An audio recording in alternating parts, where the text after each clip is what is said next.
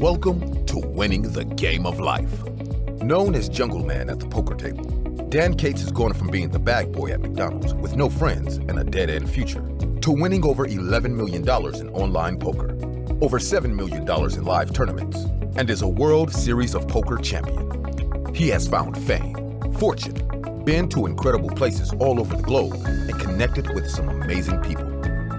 It looks like Dan has won the game of life, but that is not the way he sees it. Dan sees winning as doing his part to help everyone in the world win. He knows he can't do it alone, though. He knows it's going to take a collective effort with anyone that wants to see the same thing. Join us each week as Dan starts the conversation to do just that. On the show, Dan will interview incredible individuals that have made the impossible possible.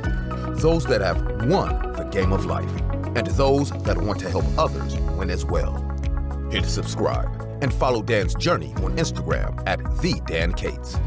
Let's explore anyone and anything that can help make this world a better place, increasing the odds of us all winning the game of life. And now, here's your host, Dan Cates.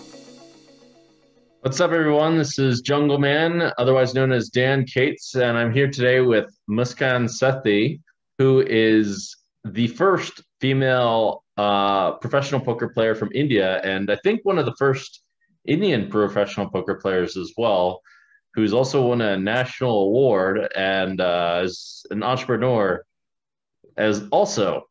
Why don't you tell us in a moment, tell us a bit about the national award. I'm curious about that. But am I accurate about that you're the first, one of the first Indian professional poker players? Maybe the first ones to get a sponsorship or something? Hi, Dan. Firstly, I want to thank you for taking out this time because I truly value your time. I have so much respect for you and your game, so I really appreciate this.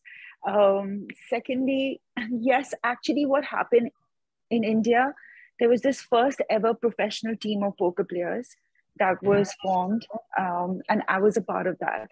So it took a lot of convincing from this poker journalist who was a female, and she convinced me, and she said that, you know, I was very apprehensive about doing something like that and being the first, because even the other people in the team who were men, even for them it was a big deal to kind of convince their families and, you know, come out and do this professionally, and there was going to be a big PR and everything about it. Like, I still remember when I took a flight and I landed for my first poker tournament, there was a big banner on the luggage belt, and I was like, oh my god, like my friends who do not play poker, they were like, is that you?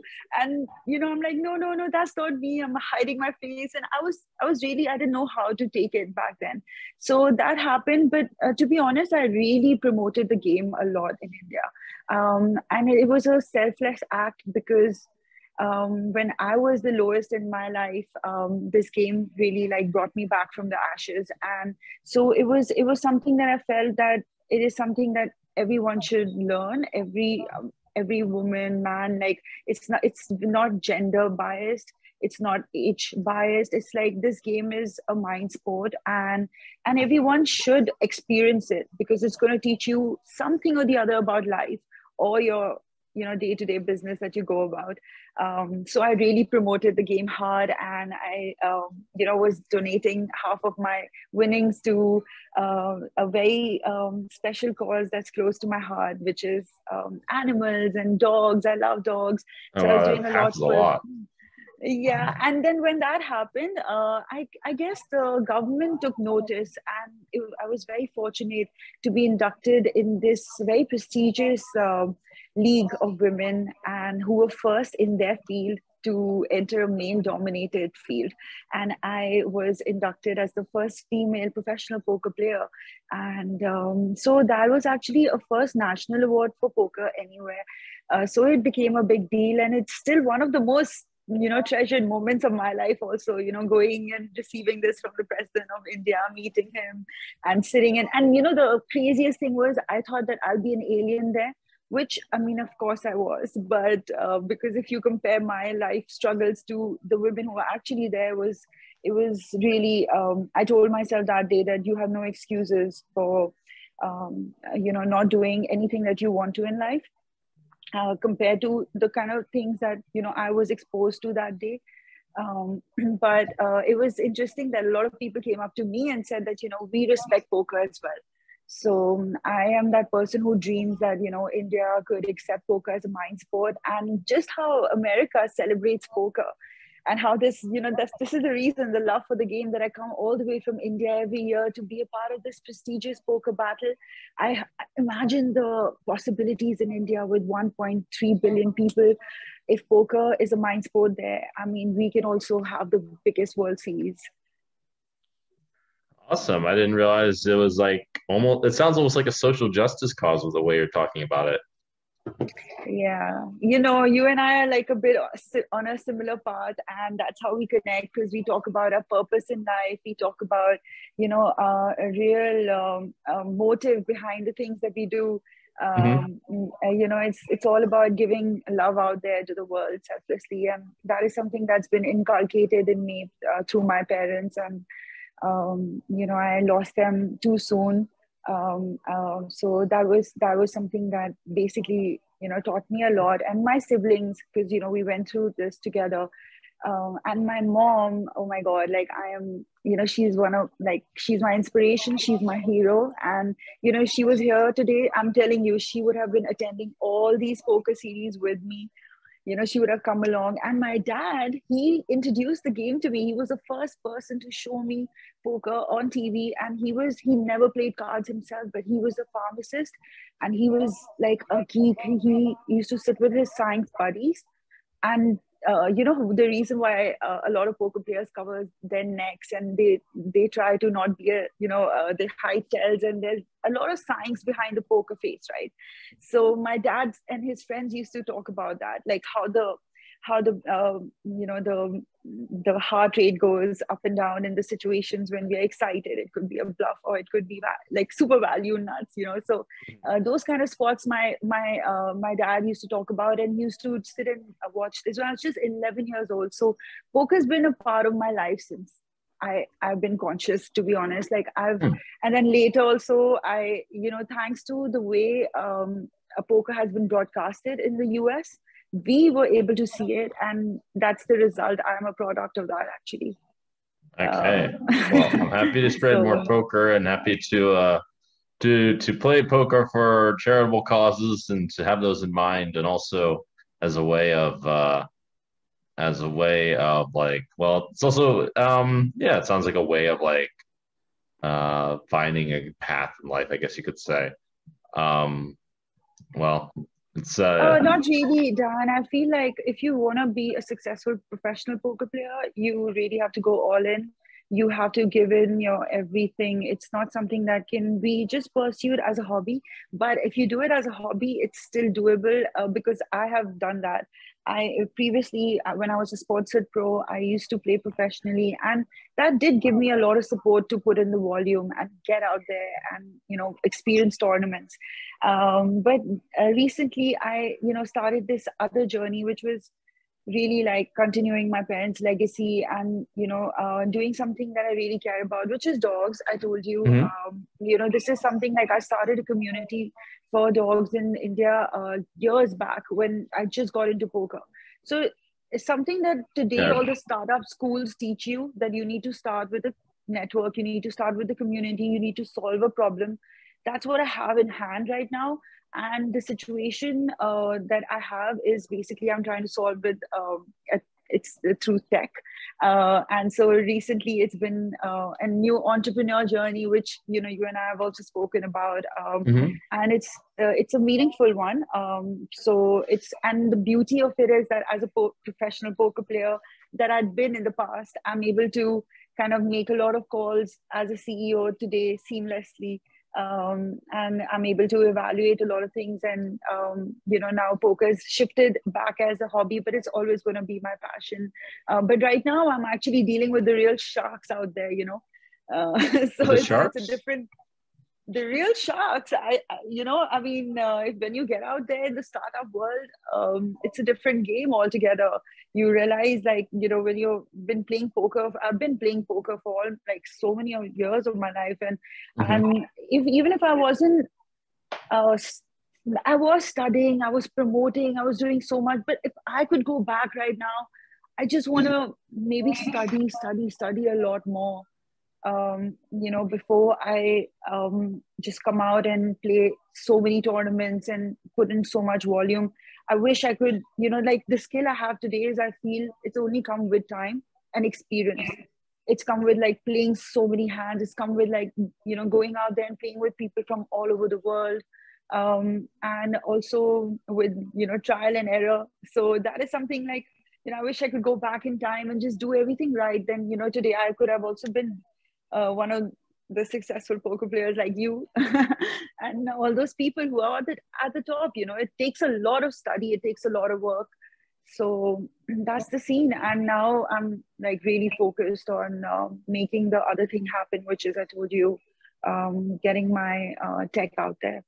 Yeah. I imagine that one also requires a lot of focus as well. I would imagine it's super hard without, like, some kind of without the, how do you say, like, the foundation of poker to succeed in that industry. I mean, even with that, it could be pretty tough, I think, because I think, I don't even understand how a lot of people start out and they just, like, enter the entrepreneurship world without being successful at something else first. It just seems very, very tough.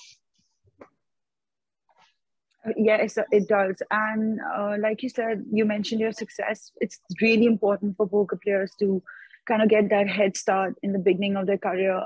And let's not be results oriented. Like, a poker can also still be pursued, and eventually you will get there, and you will get that, heater or whatever you want to call it, and get successful. But with startup, it's very similar again. Like, you go all in, and I am basically a bootstrap CEO.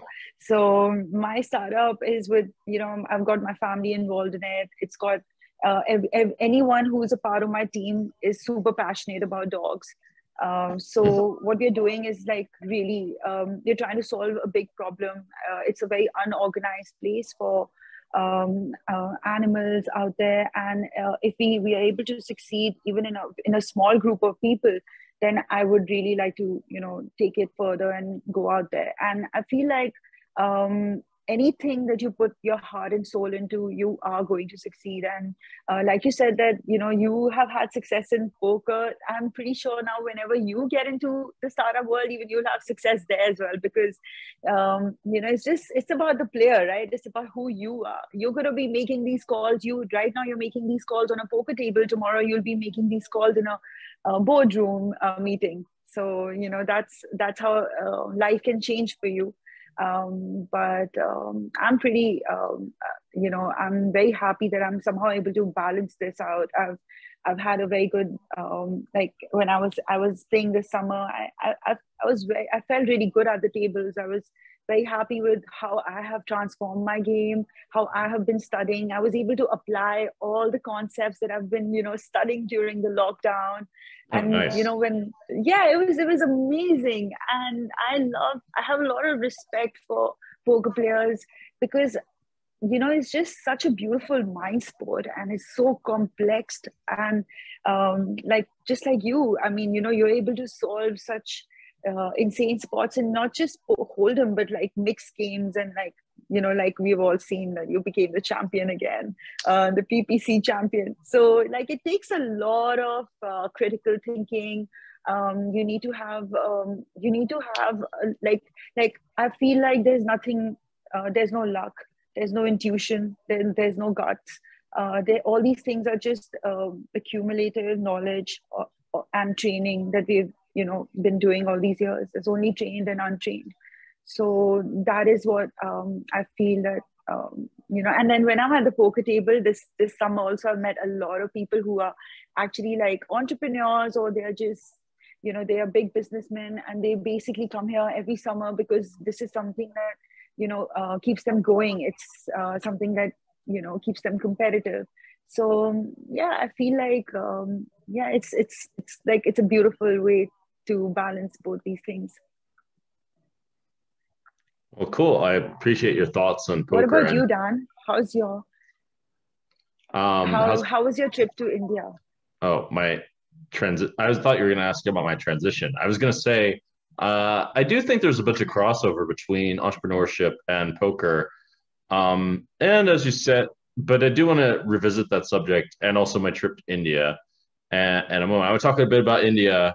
We'll talk about India and I'll talk about India at the same time. I'm going to back up a little bit to how you began.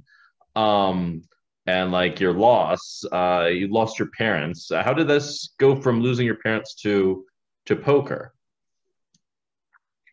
My mom knew that I'm very passionate about poker, and it was something like she used to get calls from relatives and people, and she used to get like people used to tell her that why are you I saw Muskan playing this. I was naughty, Dan. Like I was like when I was a teenager, I used to host card parties instead of doll parties, Oh, how and like my terrible of you. parents.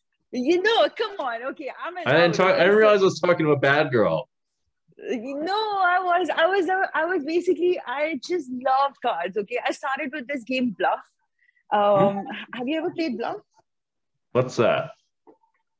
Okay, so it's basically you mix up a lot of decks, and then basically you put down a few cards and you say, okay, I've thrown four queens, Oh, and it's then the other called person, bullshit in the US. Yeah, I've played that. There was like a strategy for that too. yeah, I I remember know. I figured out a strategy for that. Maybe you Even figured I it did. I out. did. I used to, so I used to always bluff in the beginning and then just value the next time, and then they would Yeah, just get yeah. so pissed off, like, and then just It's call so that. How can you obvious have? though. Yeah, it is. And then just to break that, my friends, they started not telling me, or they said that okay, let's not disclose it to each other how many decks there are, because she's able to calculate how many queens there are, and Well, that so it surprises me was, also. yeah, it was a lot of fun. And I started playing that when I was like, that was just for like all your, like how you guys have how I mean, I used to also collect WWE cards and like all these stupid things, and I used to just give them all away or like win those. So I used to wager bets even at that age. And then like even later there was this Indian game called it's an Indian flush. Okay, in that, okay, trust me, that is not a skill game. That is a game of chance, but that is a game of guts. So you gotta, like, it's I'm gonna make you play it when you come to India once. It's just something you play for fun in Diwali. But even today, even nowadays, even those people who used to play these kind of games or say rummy, because it's, if you have to understand that India is a lot influenced by the British, so that's the reason why the cricket is so big. Rummy, bridge, all these games are really big in India. Like a lot of the infrastructure, a lot of the a few the clubs that are there. That culture is very similar in India, Hmm. and I wish they left poker a lot more. I mean, that's the reason why we are so good at these things, because there's a establishment for it already that Really? was there from so long. And so that is the reason why a lot of people in India already do play cards. They do play rummy, they do play a lot of these other minds, you can't call them mind sports, but definitely those are some of the card games that help you stay active. I've seen people, really like seniors, play those games, and those are the guys who are just, that's keeping them really active. And so when I was a kid, I used to like say solitaire, the first game on computer. I used to just sit there and like sort out those cards, and then I used to play the free cell. And then I was just obsessed with how amazing numbers, and how these 52 cards are so beautiful. It's to do with numbers, it's to do with probabilities, odds. There's so much more than just meets the eye. So that was very amazing for me. And then I saw poker when I was 11. I remember I just learned the games, like the rules. And then few years later, when who's now my husband, my boyfriend, that time showed me, um, you know, um, videos of all these high stakes poker. So that's when I realized that, okay, there is a way, there is a path, and I want to I one day want to play with these professional poker players. I want to be at that level. I want to be as good, because I felt like there is something in me, and my mom knew that. So my mom used to really, then my mom used to really take my side and be like, I trust you, and I trust me. I am, mama's girl. Like, I would never break her trust. I would never do anything wrong. My dad also used to always be scared, even though he was the one to show me poker, but he used to knock my door every morning if there was any article related to anything to do with cards in the newspaper, and be like, Wow, are you a like, part of this? I'm like, no, dad, no, I just play online, or I do this, or, like, I used to try and explain it to him that, I've never broken my parents' trust. So that was always there. And then I lost my mom first. And it was, for me, it was like, it was a sudden accident, and my world broke down, and like my spirit broke down, because for me, she was the light of my life. Like, I wish you'd met her. I wish one could understand like what the person that I'm describing. She's just, and all her life she did social work. She was she was dynamic. Okay. She even went to Cannes Film Festival. She was shortlisted. She was just like doing all these insane, amazing things, always helping people. And she always told me that, there's more to life.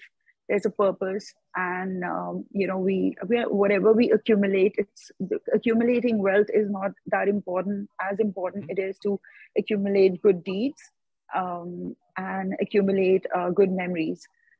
Give love to people. Like, these were her teachings. And she was someone like, who was always optimistic.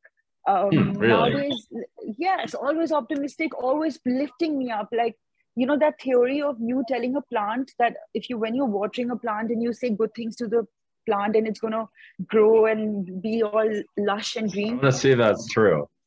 I want to see if that's true. You should try that. That's it's the power of words. And my mom did that to me. She always told me, you are special. You're my daughter. You're going to like make a difference in this world. You're going to do something nice. You're going to like, so she really like, she always gave me that feeling. And she knew that I have this one, thing for like, I love poker. And when I lost her, I just shut myself in a dark room and started playing online. That's all I did. And that's when I found this competition, which was Shark Age. And that's how I landed there. And trust me, poker is not about fame, because if you want fame, you should really get into some other industry. Poker is the nichest of the nichest sports that you'll find out there. So it's not something that you're going to ever get into it for fame, or just to like, for what? You can't waste your time in this industry. It's just something I won that competition. And then after that, I kind of tasted the blood. I realized that it's all cool to have this as a hobby, to come and, just do this as a thing. But what about like these professionals who are consistently making scores?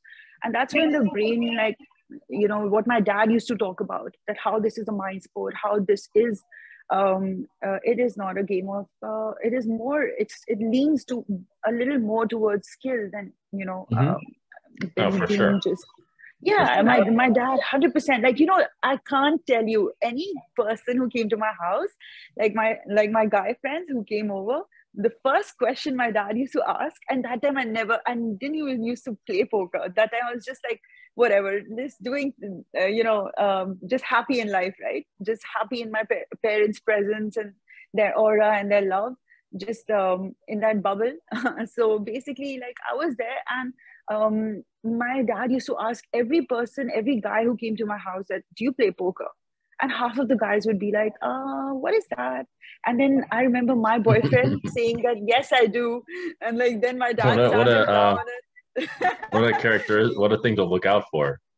Yeah, I mean, can you imagine? Like, and that's yeah, like when a lot of people used to be like, why poker? Like, what is this game, poker? And that time my friends who never played, they used to think it's probably something like bridge or rummy, like one of those boring, whatever, gentleman's game or something like that, And then basically, that's when, and then I remember it was so beautiful when my dad saw me on Shark Cage, even though it was such a small, like a fun sit and go, whatever, but it was such a a beautiful moment for me. When I was 11, sitting with my dad, and he's making me watch poker, and then I'm sitting with my dad, and I'm showing him watch poker, and he's so funny that he didn't finish the whole thing. He's like, I can't watch you lose. Please, just like before the heads up started, he's like, I know you didn't win, so just I can't watch this. And then he's like, put something better, yeah. This is like, put something nicer. Show me some high stakes poker. And I'm like, are you serious? Like, this is like only like one of my biggest moments. But yeah. And yes, I feel like for at least in your country, even though Black Friday happened, but still there is a support system between players, and there is a support system that sustain players, and so that is like that really supports people to go professional really. And I've done my best, and I still promote the game, and I do whatever I can in the interest, because I want others to also experience what all I have experienced through the game.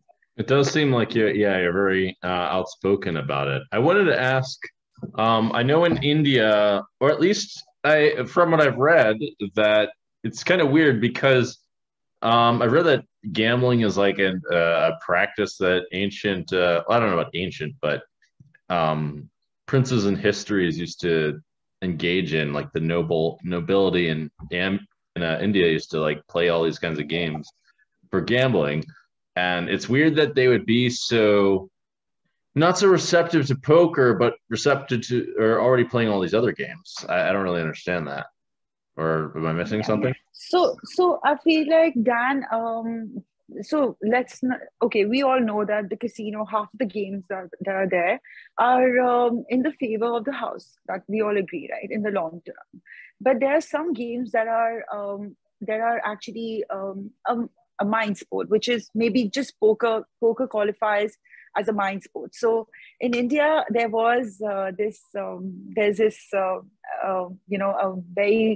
a legend, there's a mythology or something, like, I don't know how to describe it, but it's called the Mahabharata. So yeah, I know. It's the holy book, the epic of yes. So it's a count of things that happened in the past, and there is proof of it. There is proof of these things happening, because if you today want to just read history and really find proof, all you got to do is take out the maps, see actually what's where, what really happened, are these things matching up, and you can reach to a conclusion. So similarly, these things that, like, a lot of these stories we've heard, and so there's this legend talks about how this two brothers, step brothers, but like they basically cousins, they sit down and they sit and gamble, and they get cheated, and then they lose their kingdom. So it's given a bad taboo, maybe in our country, because of that legend, maybe that, okay, gambling is bad, and if you gamble, you will lose your kingdom, you will lose everything. And I feel like, why is gambling the word, or you want to, let's not use this word, and let's use the word risk. Why is risk such a taboo? Why are we not, why in school are we not taught these things? That's the reason why why people would go out there and make mistakes. Right now, there's so many people who are, who would have an objection over any of these, any establishment that's promoting any of these games that are, young kids are losing a lot of money, or anybody is losing money. But to be honest, if like how we start a video game, or when we get on PS, we watch a game, there's a whole introduction of how to play the game, right?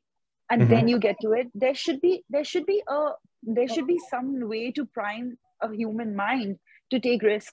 And I feel like it's not just us as species. I'm sure there are many other species that also do, take risks.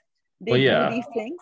I mean, you're basically right. I mean, a lot of the bias against gambling is a little bit it's a little bit arbitrary, really. It's just kind of like one of these things where we've like put brackets around something. We put like an artificial boundary around something for some reason, and like a number of people get too attached to it and abuse those boundaries is quite common too.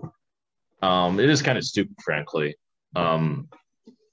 I mean, you're right. All risk is Yes. essentially gambling. There's all kinds of gambling that occurs in nature and I things mean, like that. I if mean, you, it's essential principle of the universe, actually. yes, it is. It's one of the biggest principles. You've got to understand how to maneuver around it. You've got to understand these things. Someone used to, like, I think my grandfather used to say that if you wanna know a person, either play cards with them or travel with them. Something like that. So it's something, if you travel with someone or you play cards with them, like, you really understand, like, each other's whatever. I don't understand, like, what's the exact scientific word to use here, but there is a correlation, and it's a beautiful one. So I feel like, yeah, well, I feel like there should be more awareness towards, there should be, even there are so many advantages, where there is risk, so there's also reward, and this particular subject should be really stressed upon. And instead of creating taboo around things, people should be primed, and people should have that mind, and especially young children should have that mind to do this. And no matter, not just as poker players, but anywhere you go in life, if you're not taking risks, you're not going to get rewards. And risk is the best price you pay for an opportunity, I think, for a bigger opportunity. And like, you take a small risk and then you can get to somewhere bigger. So I feel like you should be able to kind of know how to play with it, right?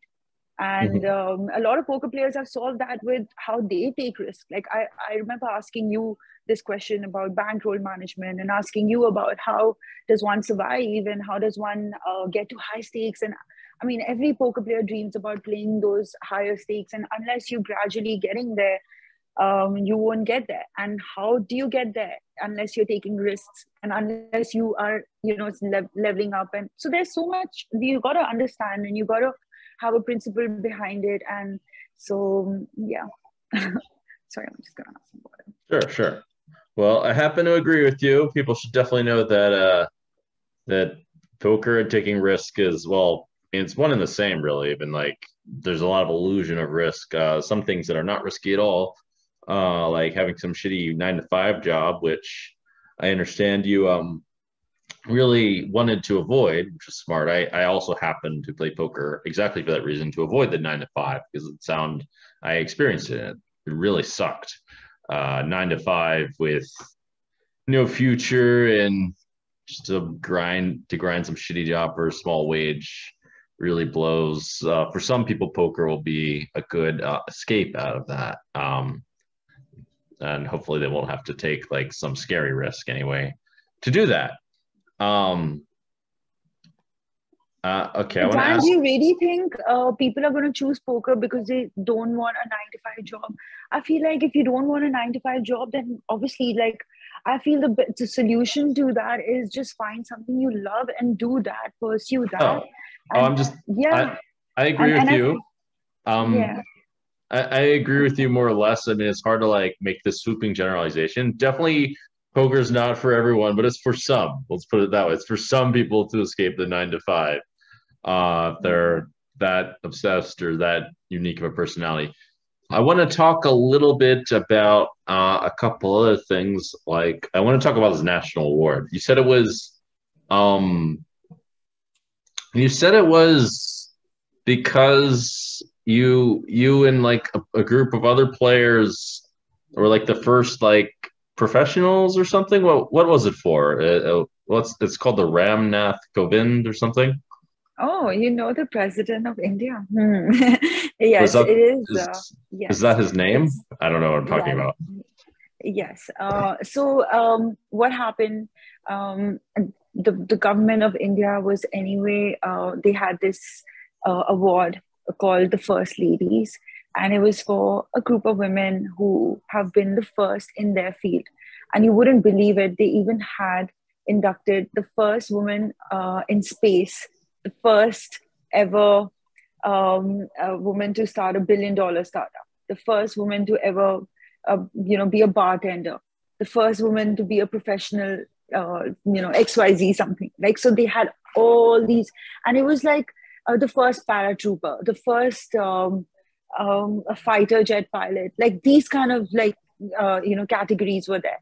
and the first ever grandmaster, the first ever professional chess player. So there were so many categories, and I was there as India's first female professional poker player.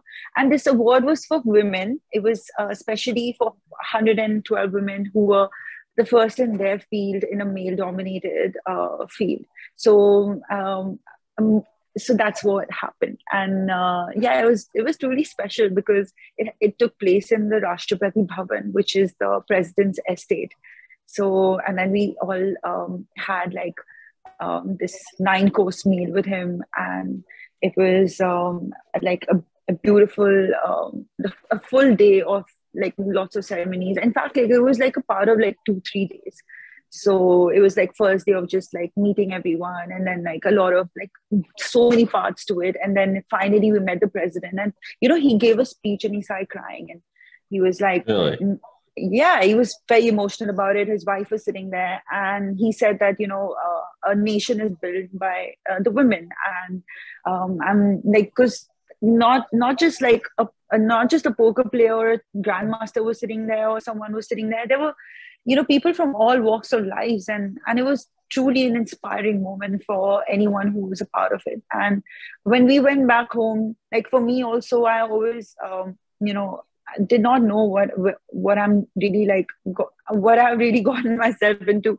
You didn't know you're gonna be like a pioneer of sorts? Is that what you're saying? You didn't know you're like... No, I told you I started in a dark room, and that's what it was. It was like to escape everything. Like I was a very different personality before all of that, right? And then after that loss, I was a different person completely. I just got into like completely got obsessed with poker, and just diverted all my energy onto it. And in like earlier before that, I was very, very social. I was very outgoing. I like had like just always surrounded by friends. And then later I was very angry about that. I was just like, if I even had like a minute spare, why didn't I spend that also with my mom and dad? Because I didn't know that I would have such a less time with them. So that was just like a built up in me that I was just wanted to escape everything. So getting into poker is not because of... I feel like I see myself. I know you laugh, but like I would love to. I mean, I want to win the main event one day. I want to be what's that person. wrong with that? Yeah. There's... I know, because it's everyone's dream. No, I don't want to. I don't want to win the main. I want to win. I mean, of course, everyone wants to win the main. You don't even play the main. I mean, like I think this year you did, but I remember you telling me that you don't want to play the main because you want to give others a chance. So I happy think I must have been that. Joking. I think I was joking. No, but because I feel like that is a really fair tournament. That is a fair chance for any dreamer out there, any poker player out there. That it's a fair chance and it's a fair battle, and that is somewhere that I feel like I could maybe make a deep run in one of those. And it's really not about the money; it's really about outlasting thousands and thousands of people and making correct calls after correct calls, getting hit, getting knocked down, bouncing back, not giving up, keeping your tournament life alive, like for like days and days straight on. And like, it's just all of that. It's a simulation, mentally simulating. And like, I just feel like it's something really beautiful, that something I would like to experience. I ran a marathon once, and it was the first time I was doing it, and I did not train for it. I was just generally active, and then just went for this marathon. It was 22.5 kilometers, a half Delhi marathon. And I remember after 12 kilometers, my legs were completely locked and my knees were locked, and like my body was just like, I could not move. And there were like a lot of people lined up on the rail over there, like cheering up people who were like me, like giving up. And they were like, come on, you can do this, you can do this. And I'm like looking across, like looking at, one of those rickshaws where I can like just hop on and just, get out of the thing. And I'm like, I need to get out of here because I can't walk. Like I can't even finish this whole thing. And I still remember I don't know what happened that day. There was something inside me that like, even though my body was not like, it had completely given up, I ended up completing the marathon. I did it. in so much pain and so much like it was this feeling that I completed it, I did it, I got through, and that feeling is something that I get when I run deep in a tournament, and or I bag an ice stack, or like I come back to the next day, I feel like, okay, this war is next day, I got to do it, even though it's tough, like let's do it.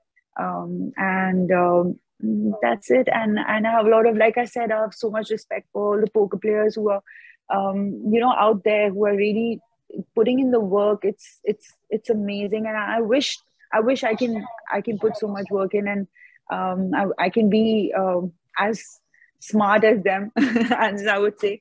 But yeah, this is a mind sport, and you're in my brain.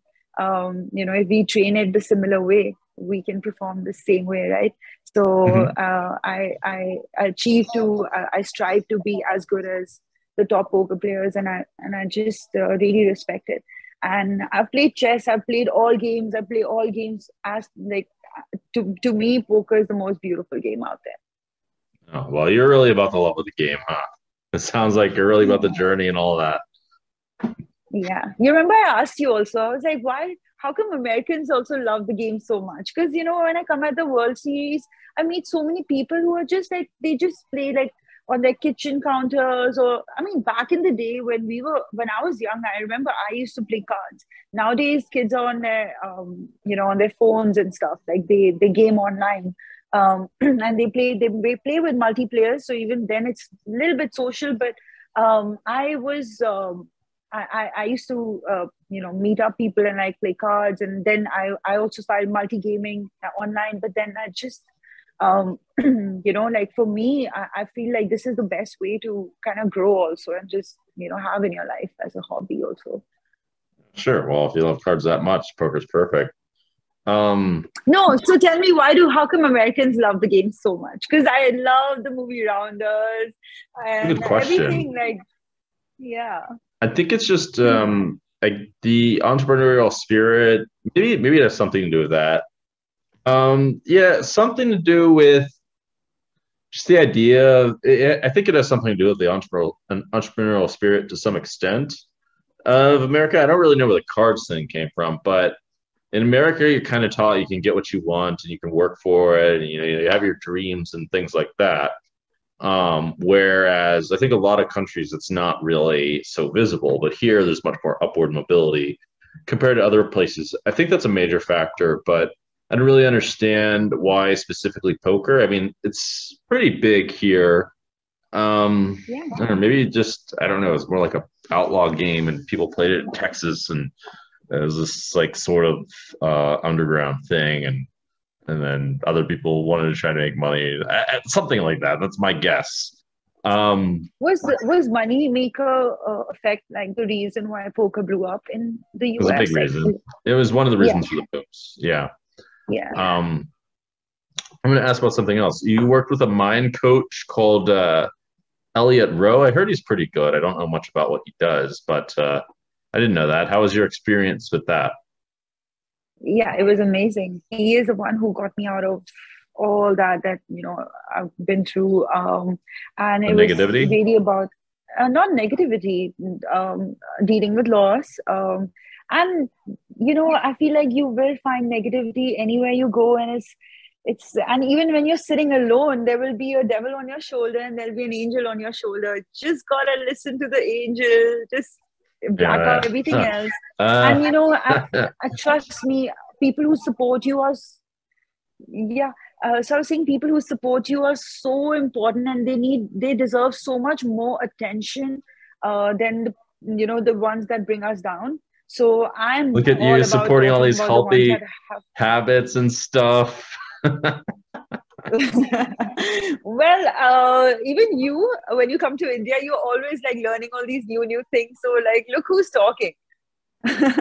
Well, yeah, I kind of learned. Like, I'm learning about karma nowadays. Okay. Yeah. Well, I also learned gradually as well, like the importance of like supporting the people that support you and that sort of thing. And also, it like happens to be relevant for me because it was like in a toxic relationship of sorts for a while, and I'm just thinking, why am I like why am I entertaining this kind of thing? Sort of, and it makes me remember, oh yeah, because over time as you get older, you realize like the importance of these healthy habits, and also related to that is, yeah, as you said, karma and things like that. It's a bit more philosophical from my point of view, or spiritual, whatever you want to point it. For me, it's more philosophical. You had some to mention something about India, about me going to India, my experience. Yeah, but before that, I just wanted to complete my experience. Wanted to Go share ahead. my experience with Elliot. So Elliot is like helped me a lot, and I think that's the reason why over these years, if I was gonna improve at a certain rate, I feel like he's given me a slightly a little more edge of improving a little more faster than how I should have been. When I'm at the tables, I'm able to think very clearly. And he works with hypnosis. He works with really diving deep down into your own issues. And, he's taught me some of these techniques that I use, and not just while playing poker, but like in any situation that I feel like I'm stuck in, because now it's more than making decisions on the felt. Now, like since I've stepped into the startup world, things have gotten really real, and you have to. Everything is a big decision. One decision, every decision matters, and like there are these tools that he's taught me, and it's really about really zooming out, because when we are really we all have this habit of really zooming into things and not being able to see a bigger picture. So he's kind of given me some tools that helps me train my mind and keep it in control, because at the end of the day we have to keep our mind in control. The mind is going to tell us all these stories. The mind will tell us anything it wants, but because that's how it's made. Like, I feel like there are some chemicals out there that give us these different kind of thoughts, but it's us who have to keep it in control. And we can master that art, and it's not that hard to do. It takes time, and eventually you will you'll be able to step out mentally from the most stressful situation in like matter of seconds, if you know how to do it and completely know how to disconnect. And that is a big strength to have for any poker player, because when you're out there, you have to separate your thoughts from action. So, and how do you do that? How are you able to do that sitting on the table when you're making decisions for like life-changing money sometimes, so that is something that gives you an edge, For wherever sure. you are in life. Oh, And I recommend that people should, instead of wasting your time, listen to Elitro, listen to podcasts, listen to these kind of things whenever you can. I consume so much content, Dan. During lockdown, I must have watched every podcast possible, every show, movie. I've seen like everything that's ever been produced, right? I mean, apart from like the low part, like at least like the premium things, I've seen everything possible out there.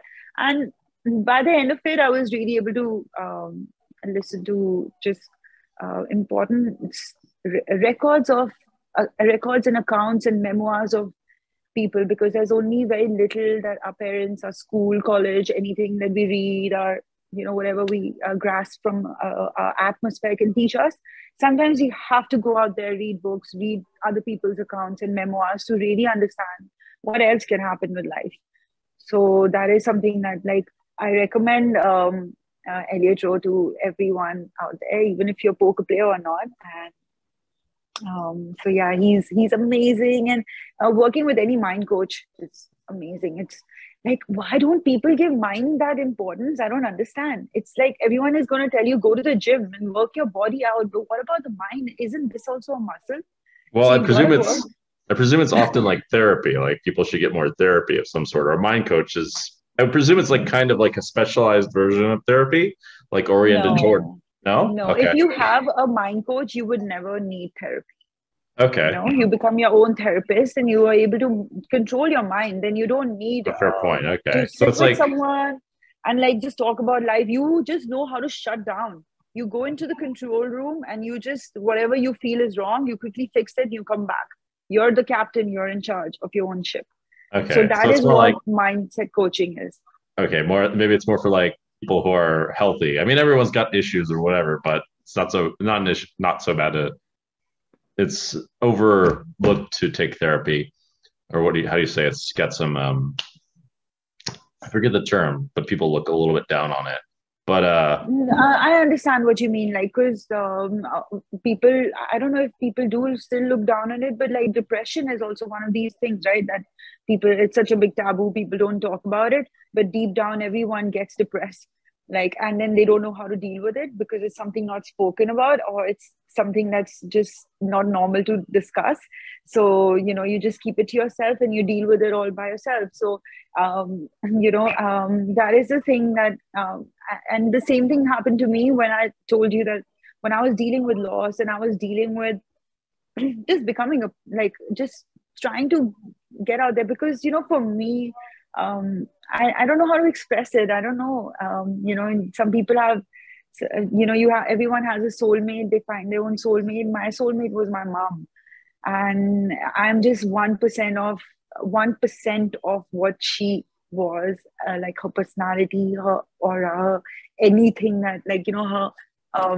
So now also I feel like she's like, for me, it's not easy to accept that, you know, okay, this is like, we all just here and it's all over and like it's all like that. For me, like, there's a deeper meaning to a lot life. There's a deeper meaning to a lot more, that, you know, it's my own journey and I'm going to find out, and, you know, I'm going to live it. Like, and also same goes with death. People talk about birth, they celebrate birth, they, you know, talk about a birth is something so auspicious, but they don't know that even death is auspicious in some spiritual way. But like, it's something again that we don't talk about, we don't share enough. And people deal with this stuff all alone. And this is something that you have to talk about, because when you deal with it, it's really that time, how you deal with it will define you, your next few years. Like, how you are going to channelize that energy. Are you going to use that energy to consume yourself, or are you going to use that energy and become something?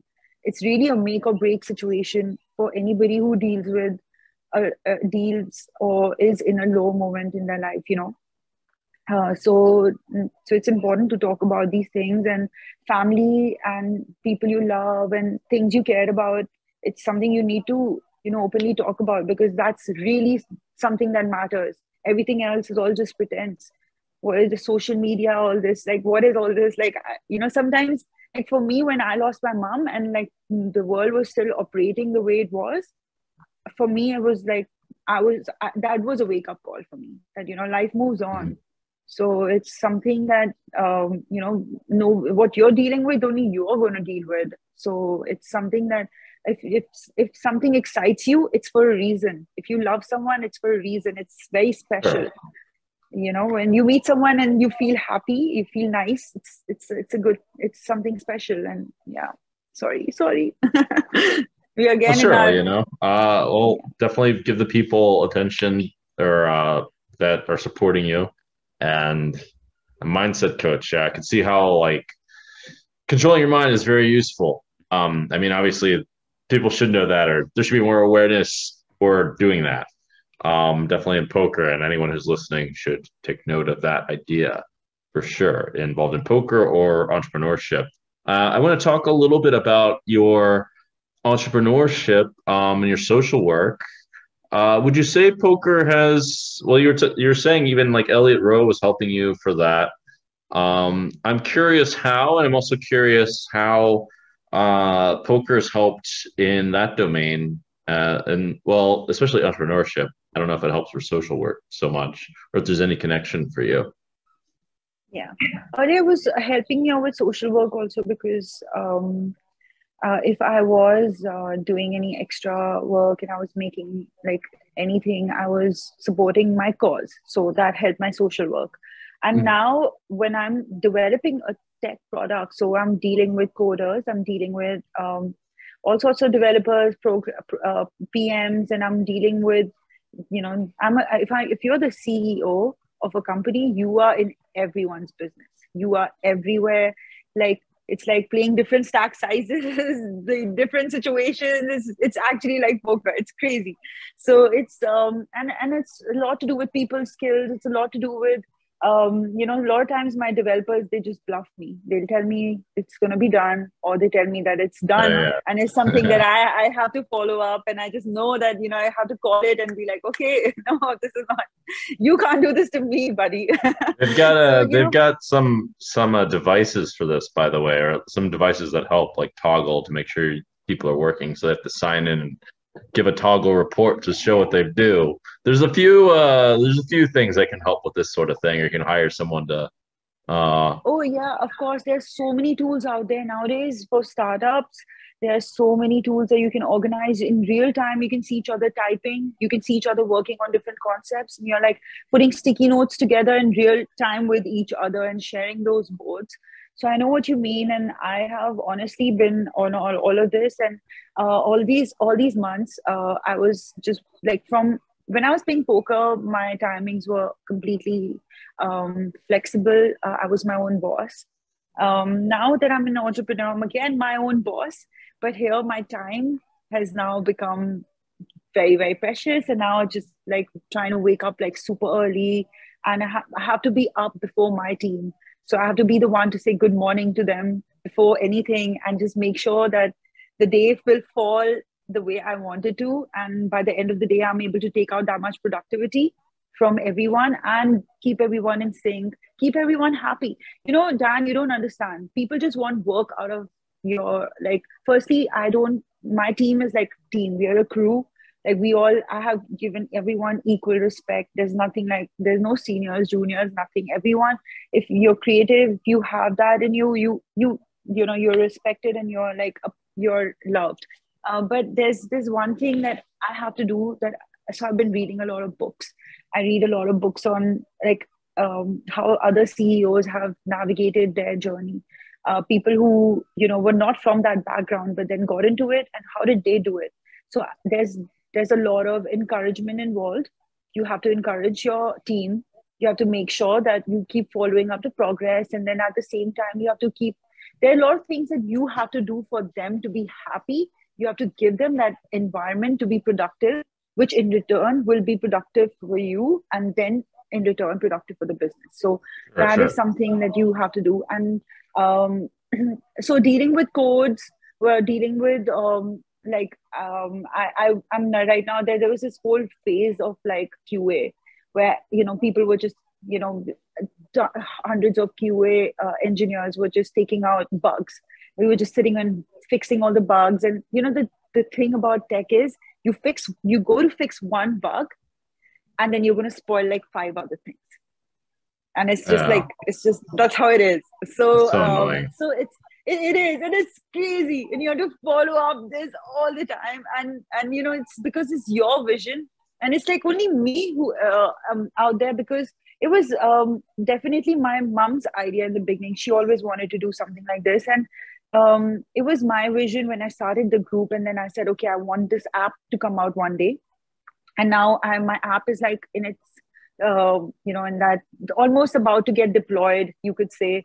But I've told them to just hold everything. Like when I come back from the WSP, I want to be the first user that tests it with the most critical eye, and then give them the permission to deploy it.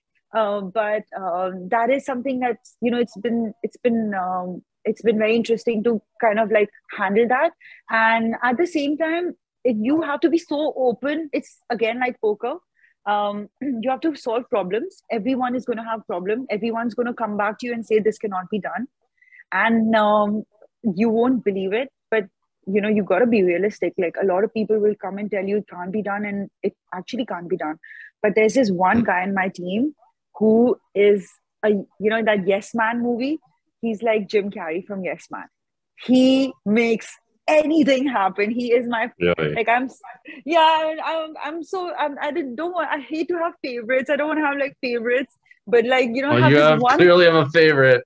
I have a favorite because he's just like so optimistic like me, and in my heart I'm like, even if he fails, right, like I'm like, okay, I give you the points because you're so optimistic that I'm gonna make this happen. Like, I love those kind of people, but at the same time, I really respect the honest ones who tell me it cannot happen. So then it's more like comes down to problem solving and pivoting. Okay, this is not working, let's do this. Okay, if this is not working from here, let's go back from there and work, see how it looks. Or okay, let's put this behind, it's taking too much energy to solve this problem. Why not jump on the other problem? Let's try and solve that first. Like, so, and then when you it's like different phases, right? First you're just in the development phase, and then comes like the whole, like the packaging and the whole marketing side of things, that how you present it. So then there's a different science to that. Like there's a team of kids who are just sitting and discussing, okay, this looks, they have like a logic behind everything, and I got to pick the best logic. So it's like it's a lot of work, but it's fun, and it's something I'm really enjoying.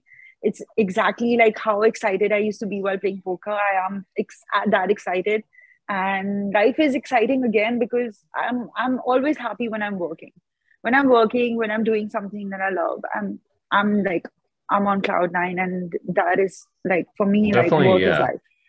Definitely, if people can find something that excites them like that, that would be ideal. I mean, it probably is out there for a lot of people, is my guess, but it's hard to say 100%. Of course, for years I did not find anything I was excited about. I'm telling you, I used to like every week change my ambitions and goals, and but I knew, like, I don't know, there was this. Was this after poker? Was this after poker? Like before poker, before, like, when you're in school only, like you start deciding what you're gonna do, right? So like my friends, my peers are like getting into colleges and like deciding what they're gonna do with their lives. And for me, I was like, no, I gotta explore. I need to see what I like. I'm not gonna go do anything 9 to 5 or just something that's just done. I wanna do something totally different. And then I was lost. But yeah, while I was lost, I was picking up a lot of different skills. My mother has always been my mentor. So my mom has done a lot of social work, and she was involved in many big projects. So I was like her, like assistant, like in the back, like just always following her, with her, and just, so I've been mentored by such a great lady, right? So when I was with her, like even she was puzzled that what is she gonna do, man? Like in life, like what is she one day gonna be excited about? And when I was excited about poker, and when I showed it to her, like I showed her Liv Buri, doing like her stuff, and she was like, I told her that look, she's articulate person, and she's doing so much, and she's doing social work also, she's playing poker. And then that is like something that my mom was like, okay, cool, like, and so that is the thing. And I don't know, like, if they were here right now, what would they do? But definitely there is this doubt in me. Like, I know my dad wants me to be a very good poker player, right? But my mom, I don't know, like, I really feel like she would rather see me as someone who's there solving problems. And if I'm You're doing both. You're doing both. You're a poker player, and now you're an entrepreneur. Thank you. And if I'm successful, trust me, I'm gonna make her dream come true, because I'm gonna solve this problem in India. There are a lot of issues with adoption with dogs in India. Yeah, go ahead. Like, for example, yeah, I'm gonna help with that. There are like some I'll give you just random numbers out there. You could say that there are like, say, 3 million people who want to adopt dogs, and there are like 2.5 million dogs who need to get adopted. So who should be adopted. And there are no stray dogs. It's only like either they're adopted or they're not. Like, that's the whole thing. And they can't stand up for themselves. I know, like, animals they really need us to support them. And that's why we humans are, we have that responsibility, and that's why we are, so it's just something. And I felt like, whose responsibility is it? Is it my country's responsibility? Is it my responsibility? Is it all the NGOs who are out there? It's theirs. And I feel like the day I decided that it's okay, whoever loves dogs, let's all get together, let's make this happen together, I felt like, okay, we can also be as strong, and we can also make things happen, right? Because in like when I also started, a lot of people were like, "Are you serious? Like first poker, now you want to do something for dogs? Like when are you What's wrong like with that? when are you going to get serious? Like what? How are you going to make money from this? How are you going What are to they like doing? Fuck yeah, them. like all What? that. Yeah, so not just adoption, I'm going to help like reporting stray dogs that are injured. I'm going to help with like a lot of issues that are out there, with support dogs, and with like a lot of the problems that pet parents face. And nowadays there are a lot of young pet parents who are working or studying, and they don't know how to go about this. So like it is basically going to be a solution, and it's something that I have studied personally by running a community for like 15,000 people for years, and organic people from my colony, my community. Like I know each person who is a part of that group. Everyone who is like, I know where they live, which dog they have, what breed they have. Like that's the scene. Like I've seen all the problems that they face, and it's just very exciting. And when you're a startup, there are a lot of opportunities that are given to you. There are a lot of programs that you can join, and they want to know your mission statement. They want to know your they want to understand what you're doing. So when you're going out there and you're just again and again pitching your same idea again and again, you just fall in love with it even more and more. You could realize that, okay, I can really make this happen. So that is what's really going on. And yeah. Okay. Well, yeah, it's awesome that you're doing that. And that you're, I mean, I don't know why people are criticizing or judging or something. It seems it's just like a strange thing. Like, oh, Sorry, you're sorry. trying No to one's help fix the criticizing. dog problem? Like, what's wrong with you? What's wrong with you for doing something good? Or like, No, I it's think it's not that. cool. It's like they feel like I'm not serious in life, like because I'm not doing something, um, Like writing book that's reports or filling out taxes or I don't know. something that's conventional, that's out there. Yeah, I'm that sounds always fun. doing something different. So it's always like that. And like I told you, I'm not even listening to those people who want to stop me. But I am open to critics, and that's what you learn when you get into the startup world. You will realize that you have to be open to opinions. Of course. And you know what, Jungle Man, I have to tell you something. So earlier I used to just like be like, oh my god, this person's trolling me, and like this person. When anybody used to give me even like um, constructive criticism, I used to be like, man, they wasted so much time and energy to say this to me, to hurt me. Couldn't they just keep quiet? Like, why did they even have to say this to me, right? And now that I am paying like so much money to people to tell me what's wrong in my product, I realize the value of these people. And I'm like, please tell me if I'm doing anything wrong. Just keep telling me. Yeah, Keep yeah. It's giving me kind of your like free QA.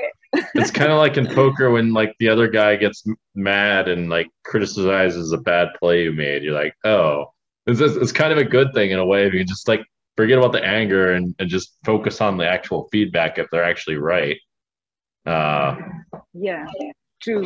So it's it's kind of funny exactly how it like works that. out. Yeah. So now if anybody says anything to me also, I do like let it pass through the filter at least, because I'm like, okay, is it constructive or not? And I feel like if someone has that time for me, and without me paying them, it's good for me. It works. Please give me your criticism. I like it. Well, But yeah, that's it. And it's just I'm actually doing what I love, isn't it? I love poker, I love dogs. So just follow perfect. what you love. Perfect life. Yeah, I think I think basically that is well, I hope that all people can find something that they love that uh they can work towards. It's hard to prove that all people can find that. I guess everyone's got to have something that speaks to them in some kind of way. But it's cool that you're doing it and you're doing it in a way that's like it's unique and inspiring. I appreciate that, and I'm sure the dogs appreciate that. Poker World appreciates it. Ramnath Kovind apparently appreciates it. Do you have any other thing to add before we go off of this? Do you have any other thing you want to talk about? Sure. I wanted to ask you, what can women do to kind of promote the game even more, raise awareness, because I feel like a lot of women have not even tried it. I'm You need someone to bring who's some in. yeah, I'm very neutral about this whole topic, because I know a lot of people are torn between if there should be ladies events or not, and all that. One thing I know for sure, that there are a lot of women working very hard at these events and trying to bring women who have never played poker before. Like, they are able to convince them to at least play that event, and from there, then they get onto the thing, and then they start playing other events. But at the same time, I'm someone who believes that this is a mind sport. You and I are equal, like we spoke about that. It's trained and untrained. It's nothing to do with gender, age, race, and any other factor apart from the mind, the gray matter. So what I wanted to ask you, that what could we do to kind of like expose this game and the beauty of risk, as you spoke about? I haven't thought about it so much. I personally think one thing is make it more fun, so it just appeals to more people in general. And like a lot of these guys have these bad attitudes of, I mean, honestly, like the guys aren't much to look at. I mean, the guys should like, I don't know, take care of themselves a little better, frankly. This is I'm the even problem. thinking it. Dan, but listen, this is the problem. Like, you always say, like, okay, guys, some guys' attitude. No, like, we're all individuals, right? So, like, imagine what happens in a women's tournament. There could be a woman also who's tilting and doing whatever she wants, and like maybe like getting all rowdy and doing trash talking on the table.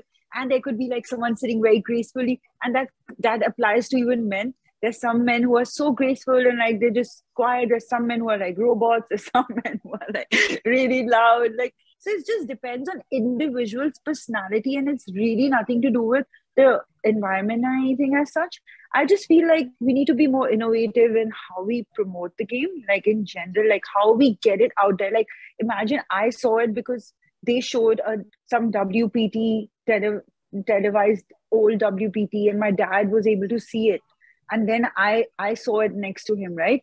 And then like years later on YouTube, I found it. So there has to be more, maybe More exposure. Yeah, more exposure of the game for sure. And I was thinking that day that should we like change the rules a little bit? But then I thought that if we do that, like I was thinking of doing like a game for like all women, like a sit and go or something, where like the queen plays. So like queen is the ace basically, okay? Like imagine how crazy. I think it's too complicated to do that. No, it's not. Like if you think about it, like only when in a straight it will not matter. Okay, but in a flush, it will matter if a queen high flush will be higher than the ace high flush. Like the queens will be higher than aces. No one's going to agree to that. Did work be like, why are we doing this? Yeah, that's not exactly like. And then what will happen is that if you make any adjustments to the rules of the game, then you're promoting the wrong rules of the game, right? So it has to be like there's no menu and there's no adjustment we can do to the game. It's only what we do around it on the felt. Maybe it could be to do with the format. I just think people aren't going to change the queen flush thing. I mean, there's just no way. Maybe more exposure. No, forget this. Like, listen, please, editor, if you're listening to this, please don't put all this. People will really laugh at me. They'll say this queen's play should not come in this video. So, okay, let's cut this out. And let's talk about Dan in India. Let's talk about me in India. Man, I think that's fine. Okay. No, it's not. Okay, editor, please. You're a nice man. I trust you. Okay, Dan, question. I'm not cutting this part out. Do you love... I'm joking. Okay, Dan, I will cut it out, I think. Okay, thanks. Don't think, just know. Okay, Dan, I have a question. Why do you love India so much? Tell us. Well, I like the Indian philosophies. I think there's quite some logic to them. Actually, there's a surprising amount, and in fact, the ancient original yogis were quite logical. And it kind of solves. It has those philosophies kind of bring together this like purpose of life, and also spirituality, and even some mystic stories, and I like the mysticism, and I want to find it. I haven't found it really. I found like a little bit, I guess. What else about India? People are very friendly there. There's all sorts of like history going on in India. There's poker games occasionally. I played those. You can get a lot of massages there and some. Those are some reasons, pretty much. Those are my any reasons. There might be a lot more poker there in the future. There's some other setups. Yeah, that's pretty much it. That's my India summary for the podcast. Do you have anything else you want to talk about before we finish up here? More poker in India. Well, let's definitely bring more poker in India. We need more exposure for that and more legalization from the hypocritical people that don't seem to want to they want to put in more gambling, but not more poker. Huh? And whatever you want to talk about, we can. If you want to, if there's anything you want to touch. So Dan, tell me, how was your experience playing the PPC and winning it again? Was it like a mental pursuit or something like that? You had decided that I'm gonna make this happen. Was it like, what was it? Was it dedicated? I don't know. What is it? It's some magic, right? Well, they never had a chance, and I was just savage, giving them a chance, making them think they had a chance. It was fucked up, actually, is the real truth. I mean, I spent a lot of time playing in mixed games. I got to learn. Yeah, I saw a few mixed games because of you, and it was so easy to understand them thanks to the commentators as well. So I was like, it was interesting to watch. And you were in character. That's just insane. I mean, it's one thing to just wear the costume and everything. You were like properly. Were you playing like that person? Yeah, you gotta make it fun. Can you do KGB from Rounders next year, please? That's not a bad idea in some way, but anyway, yeah. The podcast was about you, and we heard a lot of your story and about poker in India and about following your passion. Very important. Thank you for your time, Muskan. Thank you so much for having me, Jungleman. It's always an honor. And I'm going to see you soon in India. All right. See you soon in India, too. We'll be there. Thank you for listening to this episode of Winning the Game of Life. Tune in next week for another great episode. Of course, hit subscribe and follow Dan on Instagram @TheDanCates.